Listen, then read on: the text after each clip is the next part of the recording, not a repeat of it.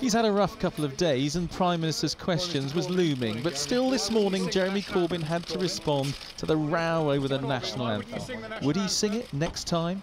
I don't see a problem about this. The issue surely is that we had a memorial for the Battle of Britain. I was there.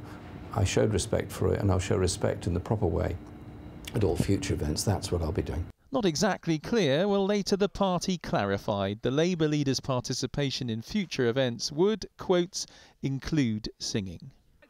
The Commons was packed to hear how he would tackle what's traditionally parliamentary blood sport. Jeremy Corbyn! And he had his own ideas.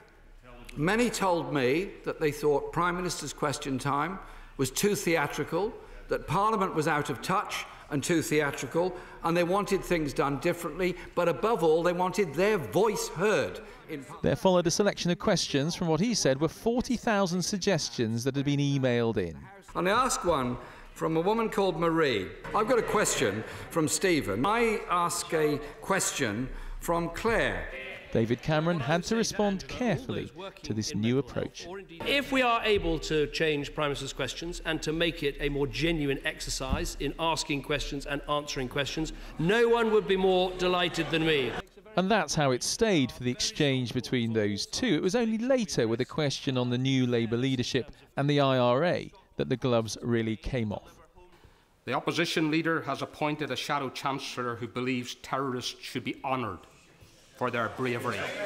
Will the Prime Minister join with all of us on all sides of this House in denouncing that sentiment and standing with us on behalf of the innocent victims?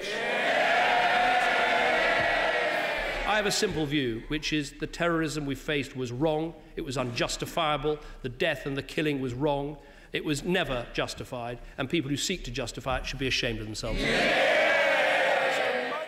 It wasn't spectacular. At times it was uncomfortable for him, but Jeremy Corbyn faced his first test confronting David Cameron today, and he passed it.